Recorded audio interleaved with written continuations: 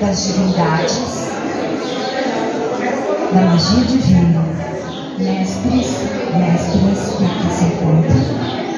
Peço que ativem o campo, deixando este campo totalmente protegido para que o que será feito permaneça aqui e dentro de cada uma dessas pessoas que aqui estão. Vamos pedir a proteção da lei e da justiça. Ao sagrado anjo guardião de cada um de vocês, eu peço licença para poder trabalhar com seus corpos e campos. Respirem profundamente. As imersões também, e fazemos formações em várias áreas: aromaterapia, radiestesia, astrologia, tarô, saberes antigos, e assim essa carruagem vai. A gente hoje vai trabalhar com uma mesa. Eu pedi para passar uma prancheta para colocar o nome de todo mundo, para eu criar um testemunho coletivo, tá? Essa mesa, eu dei o nome a ela, né, de mesa quântica alquímica das 7 potências. O objetivo dela é reequilibrar todo o nosso campo, né, do corpo físico, mental e emocional. Trabalhar também queixas, demandas, quando a gente também faz uma mesa individual. E eu vou estar sempre usando essa força. Maravilhosa. Então, se o padre cantasse aquele pedacinho assim: cidade maravilhosa, cheia de cantos mil, vocês logo pensariam que fosse qual cidade? Não é o Rio.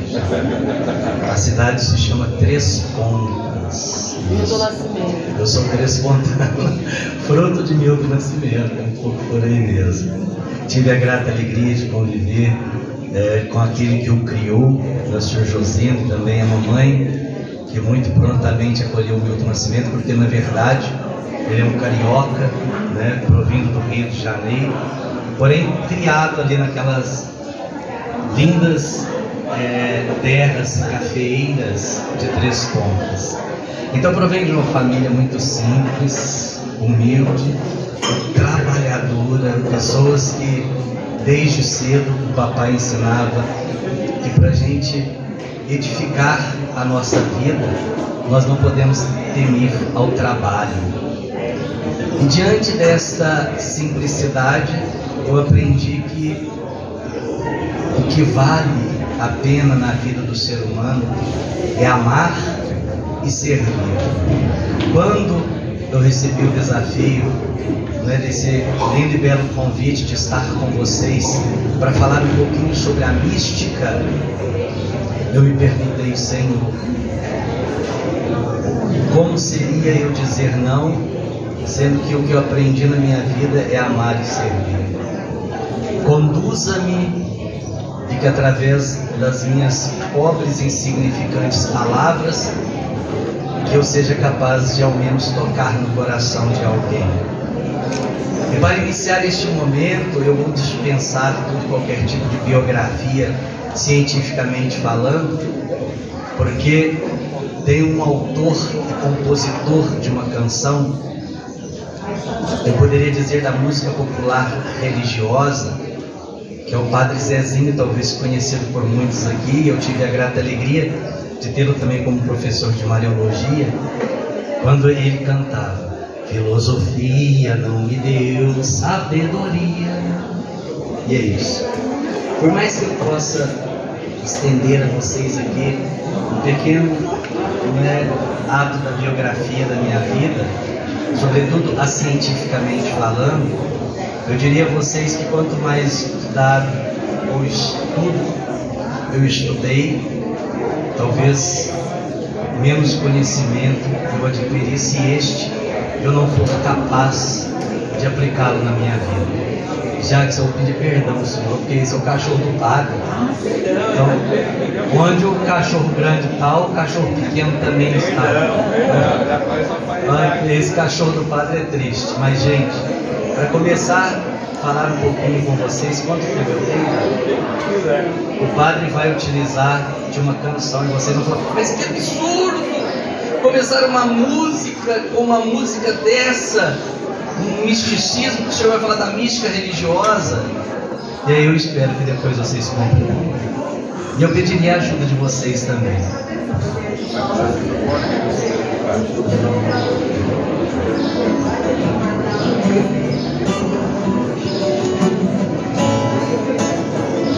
Eu prefiro ser essa metamorfose ambulante.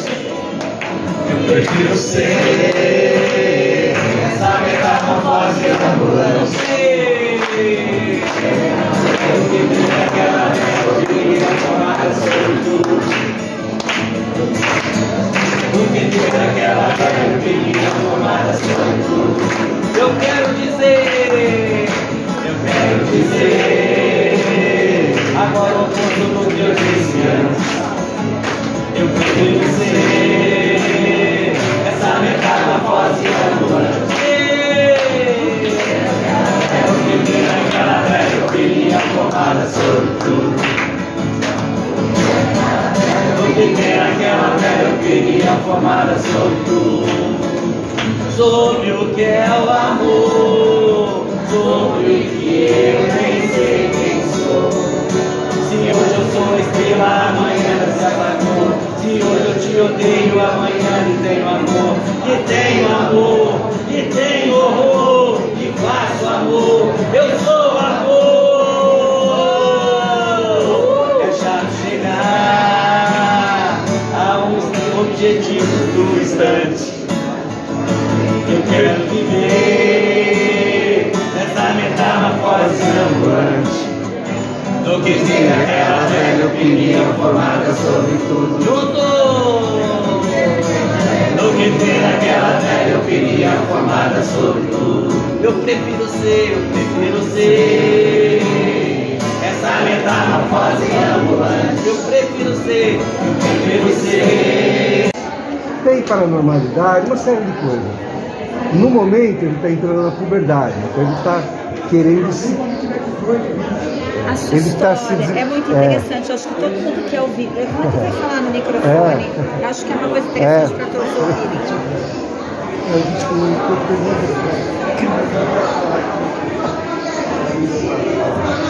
Eu convivo com uma criança que alega ser bióloga. Ela dá detalhes. Só que para ela a guerra está sendo agora.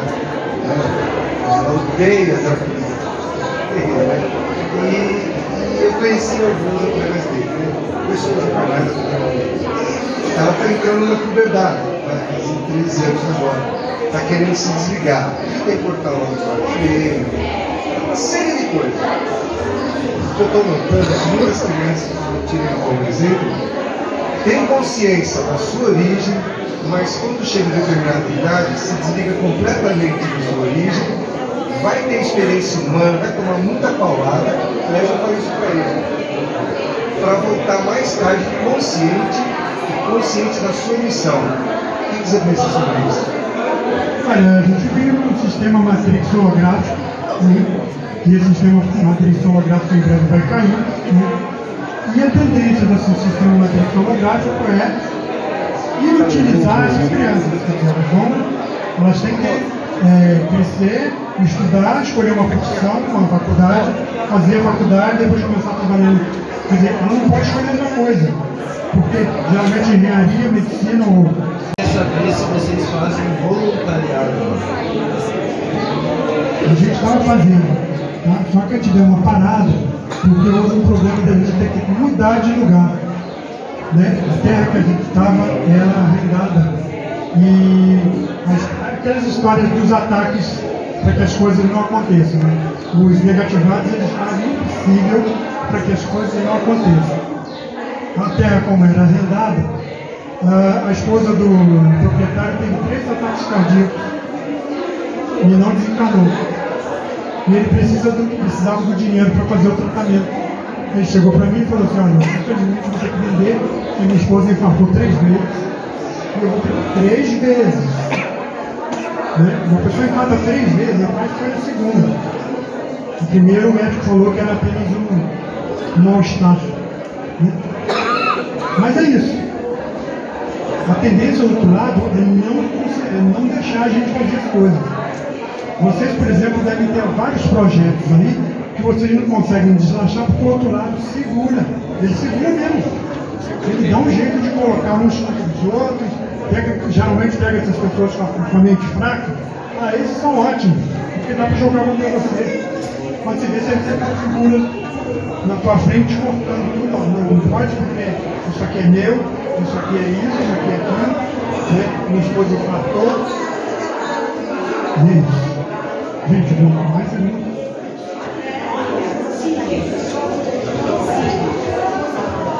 Olha, Sírios nós temos muita ligação com Sírios no planeta Terra.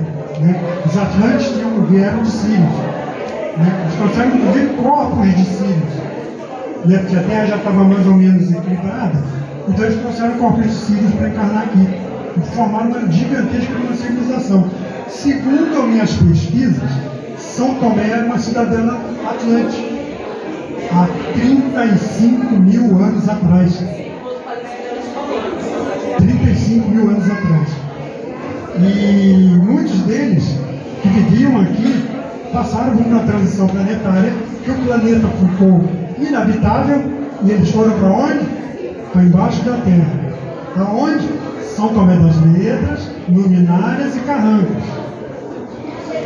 É uma cidade subterrânea que existe aqui embaixo, né?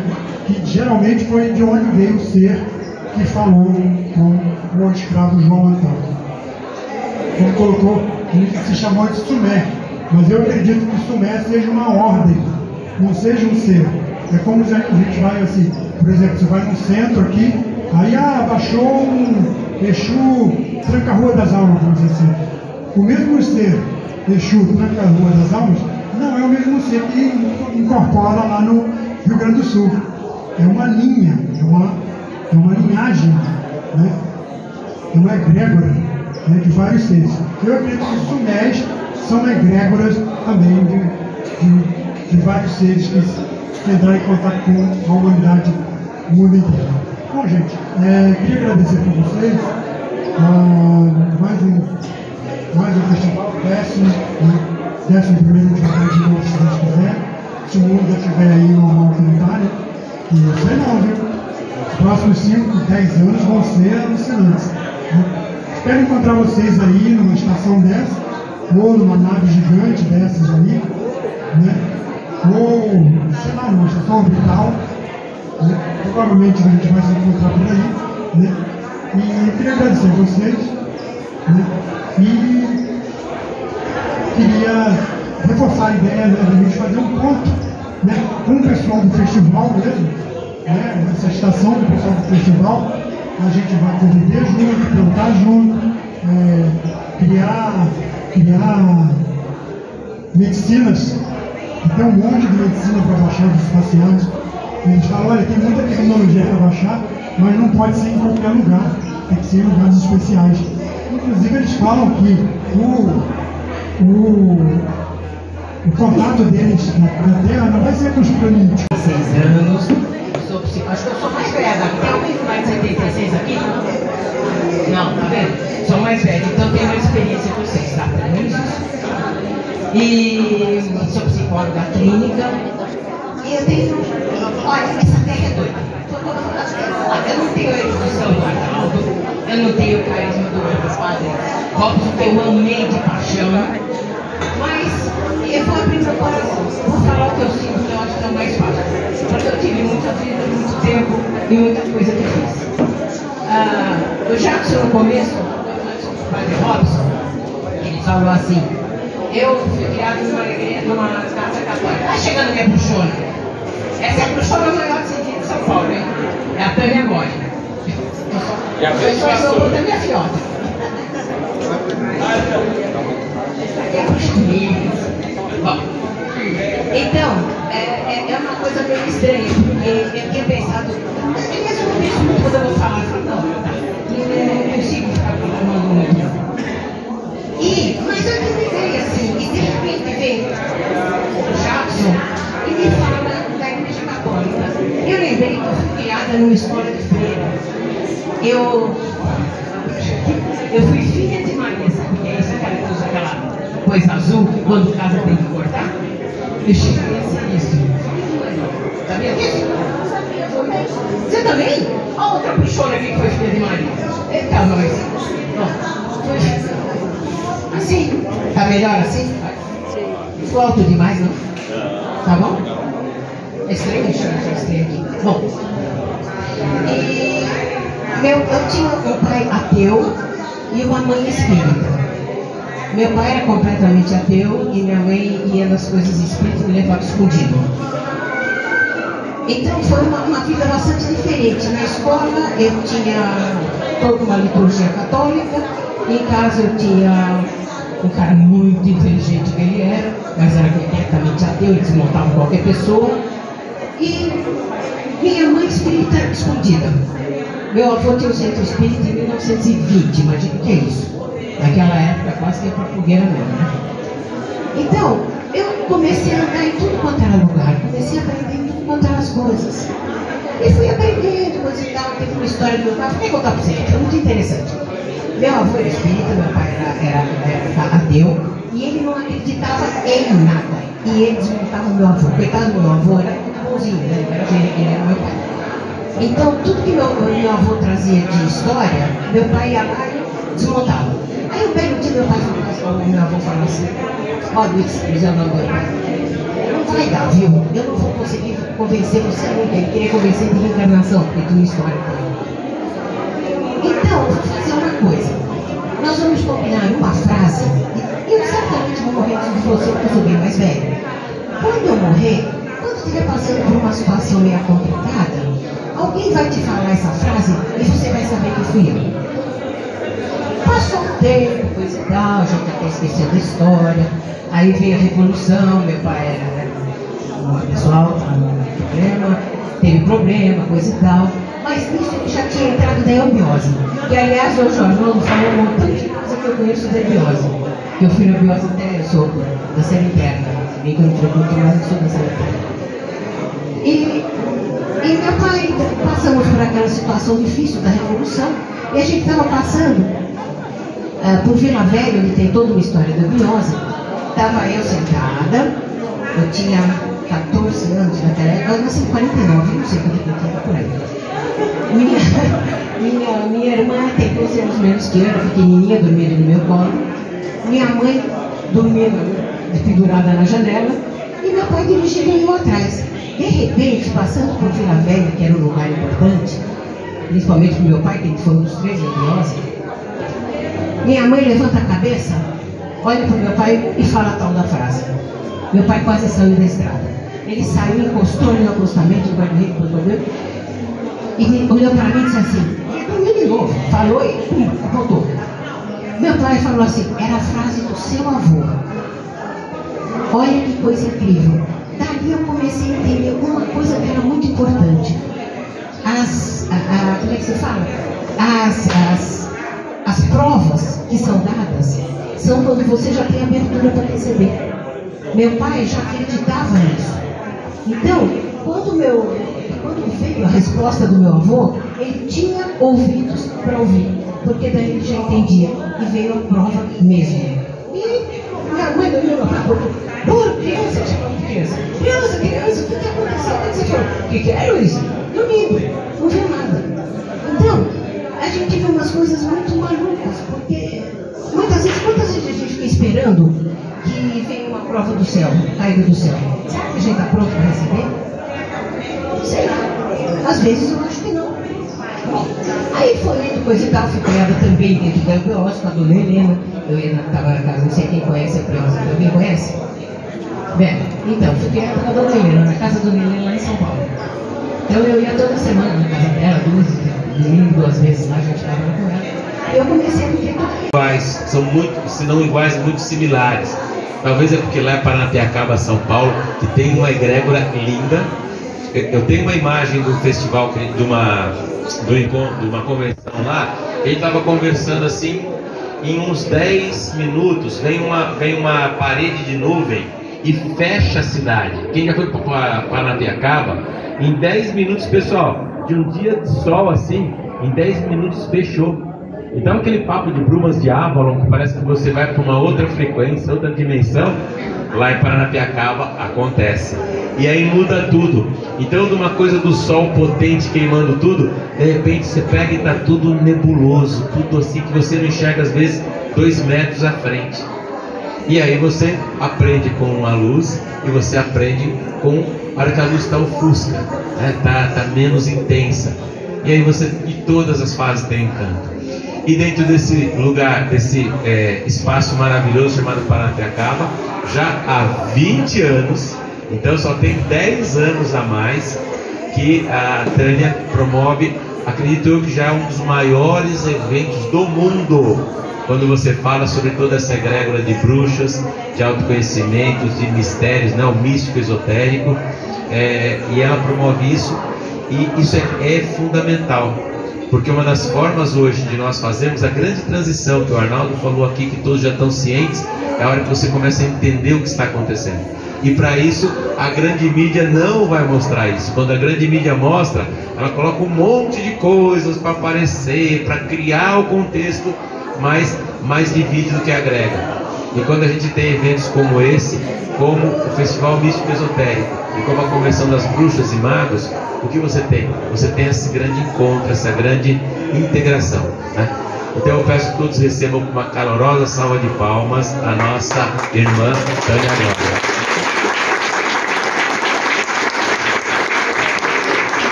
Primeiramente, né, gratidão a todos vocês por estarem aqui, né, foi um dia intenso de aprendizado, encerrar, né, essa parte de conhecer o Instagram, no Facebook, só pesquisar lá, né, a assessoria da Casa de Bruxa tem o meu currículo para vocês saberem quem eu sou.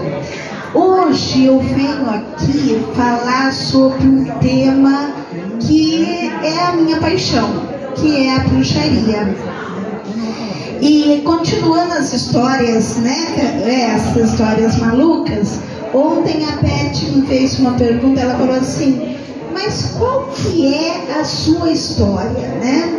A minha história é o seguinte, a minha avó, ela é bisneta de ciganos e ela é uma pensedeira, ela pensia as pessoas, né? Ela é católica, pensia as pessoas, tudo. E para que eu ficasse quieta, ela me ensinava as coisas. Olha, essa planta serve para isso, isso é um tarô, isso é leitura de mão. E ela foi me ensinando as coisas. Mas ela nunca deu a isso, a esse conjunto, o nome de bruxaria. Nunca. Na realidade, a minha visão de bruxa era que a bruxa tinha uma verruga no nariz, tinha uma corcunda, dava uma risada grande e atrapalhava a vida das princesas. Essa era a minha ideia de bruxa, né? E aí o que aconteceu? Eu fiz magistério. Eu sou professora formada na época que se tinha magistério, né? E no magistério eu tive uma coordenadora pedagógica que ela virou para mim no último ano e falou assim, você nunca vai ser professora na sua vida. Porque eu tenho dislexia, eu tenho algumas coisas, né, de língua, de ouvido, enfim, né? A minha fala não é a fala correta que todo mundo está acostumado. E ela falou assim, você nunca vai ser professora. E eu dei força para ela, eu acreditei nela, terminei o magistério, eles seguraram meu diploma e eu fui fazer contabilidade, porque eu falei assim, eu não vou ser professora, nunca vou falar em público, não sei falar em público, então eu vou ficar atrás de uma mesa fazendo conta, porque eu sou boa de matemática, então eu vou fazer conta, vou ser contadora. Na faculdade eu conheci o Alexandre, meu atual, único e renovável marido, né? Que estamos juntos há 30 anos, 24 horas juntos. E aí, eu conheci e ele é primo da Heloísa Galves, a criadora, a que teve a inspiração da marca Lenta Lenta, que na década de 80 criou aqueles quinômos, né, que era uma febre, né, era uma febre. Conversando com a Elô e contando a minha história.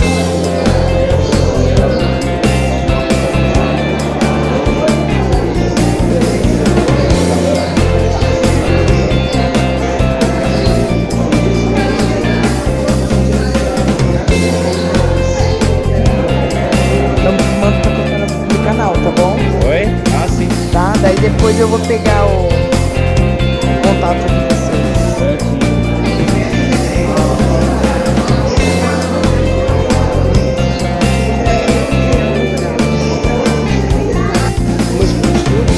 Sim, foi escolha, exatamente.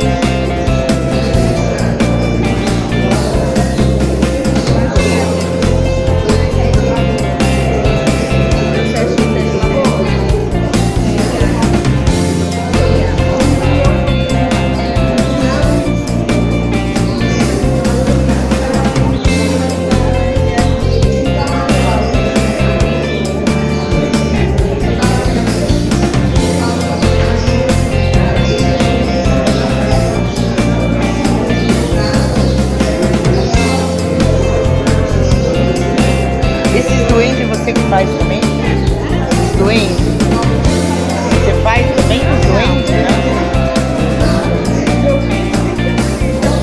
Então eu tô filmando para colocar no nosso canal no espaço, tá? Porque é para divulgar vocês